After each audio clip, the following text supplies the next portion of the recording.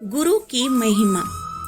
क्या हुआ जब संत रविदास जी ने राजा को चमड़े में रखे पानी को पीने को कहा। एक बार एक राजा थे पीपा ठाकुर। वो बहुत ही धार्मिक थे।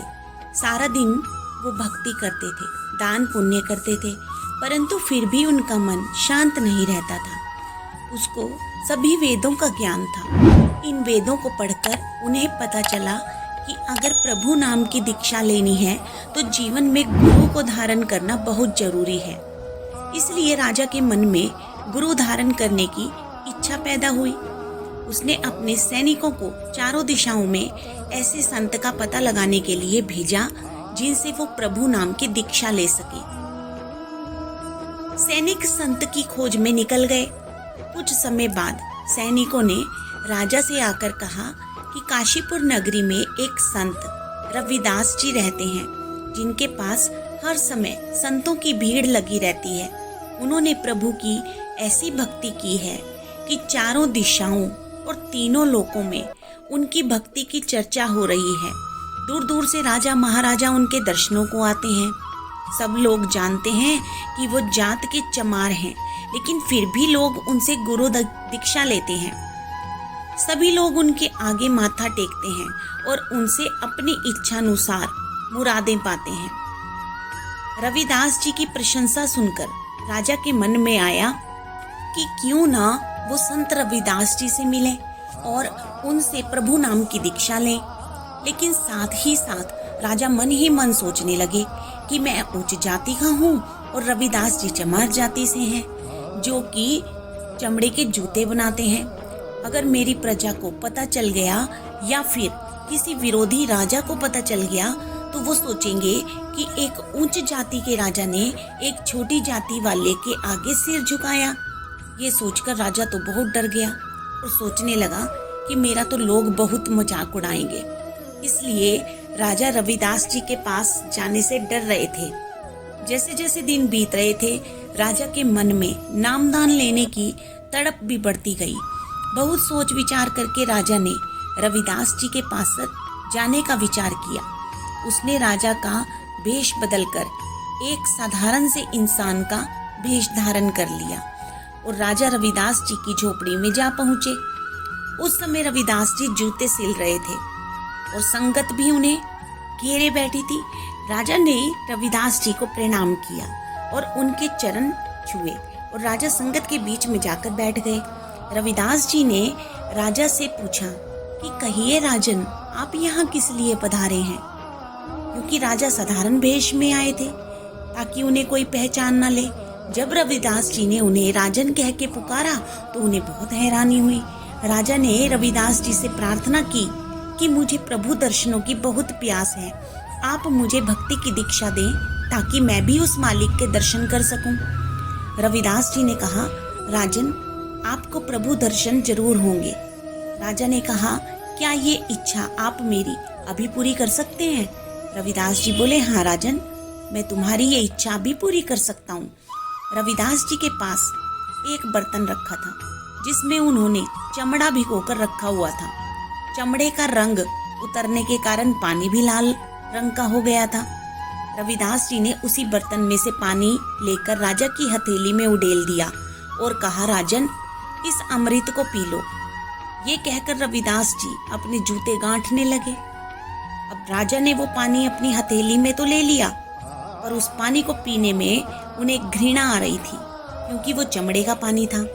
राजा ने पानी मुंह तक लाकर अपने ऊपर कुर्ते पर ही उडेल दिया। राजा ने रविदास जी को ऐसा दिखाया जैसे उन्होंने वो पानी पी लिया हो, क्योंकि रविदास जी तो अंतर्यामी थे। उन्हें सब पता था कि राजा ने पानी नहीं पिया। राजा वापिस अपने महल में आ गए। अगले दिन रानी ने वो कुर्ता धोबी को धुलना दे दिया और कहा, कुर्ते पर लगे दाग अच्छी तरह साफ कर देना। धोबी घाट पर जब कपड़े धोने गया तो उसने कुर्ते पर लगे दाग उतारने की बहुत कोशिश की, पर दाग तो ज्यों के त्यों रहे। धोबी की 10 साल की बेटी, जो लगातार सब कुछ देख रही थी, उसने अपने पिताजी को कहा, पिताजी, आप ये कुर्ता मुझे दें, मैं कोशिश करके देखती हूँ। क्योंकि धोबी थक चुका था, इसलिए उसने वो कुर्ता अपनी बेटी को दे दिया। बेटी ने कुर्ता धोना शुरू किया और उसने वो दाग वाला हिस्सा मुंह में लेकर दांतों से चबाने लगी वो, और जितना उसमें से पानी निकलता वो उसे निगल जाती। वो पानी अंदर जाते ही उसे तीनों लोकों का ज्ञान हो गया, यानी कि वो भूतकाल, वर्तमान और भविष्य सब कुछ देख पा रही थी। अब तो वो अपने गांव के पेड़ के नीचे बैठ जाती और बड़े बड़े महात्माओं की तरह वो उपदेश देने लगी। उसकी ख्याति सारे शहर में फैल गई। अब तो ये बात राजा के कानों तक भी पहुंच गई कि एक 10 साल की लड़की लोगों का भविष्य बता रही है। राजा ने सोचा, मेरी तो उम्र हो गई है लेकिन मुझे तो ज्ञान प्राप्त नहीं हुआ, फिर एक 10 साल की बच्ची को ज्ञान कैसे प्राप्त हो गया। राजा उस बच्ची से मिलने उस पेड़ के नीचे आए और उस बच्ची को प्रणाम किया, लेकिन लड़की बोली कि आप मुझे क्यों प्रणाम कर रहे हैं? प्रणाम तो हमें आपको करना है और शुक्रिया भी अदा करना है। आपके कारण ही ईश्वर ने हमारे ऊपर ये कृपा की है। मुझ पर ऐसी कृपा हुई जिसे पाकर मैं धन्य हो गई। ये बात सुनकर राजा तो बहुत हैरान हुआ। वो सोचने लगा, ऐसा मैंने क्या किया जिसका मुझे ही नहीं पता? मैंने तो तुम्हें पहली बार देखा है। तब उस बच्ची ने बताया, आपके कुर्ते पर लगे दाग मैंने चूस लिए थे, उसी के कारण मुझे ईश्वरीय ज्ञान प्राप्त हुआ है, जिससे मेरा जीवन ही बदल गया। यह सुनकर राजा को बड़ा पश्चाताप हुआ। उसे सारी घटना याद आ गई। वो सोचने लगा, मुझे रविदास महाराज जी को पहचानने में कितनी बड़ी भूल हुई। उनकी टूटी झोपड़ी और गरीबी को देखकर मैंने ये सोच लिया कि जो खुद इतने गरीब हैं वो भला मुझे क्या दे सकते हैं। राजा तुरंत रविदास जी की झोपड़ी में पहुंचा, उनके चरणों में गिरकर अपनी गलती की माफी मांगने लगे और बोला, हे गुरुदेव, मुझे जो आपने वो अमृत पीने को दिया था, मैंने उसे पीने में संकोच किया और पीने की जगह मैंने उसे अपने कुर्ते पर ही गिरा दिया। मैं उस अमृत को पी ना सका। आप मुझे दोबारा अमृत नाम देने की कृपा करें। रविदास जी बोले, राजन, पहले मैंने तुझे अमृत नाम अपनी ईश्वरीय कमाई से दिया था ताकि तुझ पर शीघ्र कृपा हो जाए, लेकिन अब मैं तेरी इच्छा के अनुसार नाम की दात दूंगा, पर तुझे अपनी मेहनत से ईश्वर की कमाई करनी होगी और उस कमाई को प्रकट करना होगा। तब से राजा पीपा के मन में वैराग्य पैदा हो गया। वो दिन भर प्रभु नाम में लीन रहते। उन्होंने अपना राजपाट सब त्याग दिया। इस तरह निरंतर भक्ति करते हुए वो प्रभु के भक्त बन गए। आज उनकी लिखी वाणी श्री गुरु ग्रंथ साहिब जी में भी है और राजा पीपा नाम की कमाई करके सदा के लिए अमर हो गए।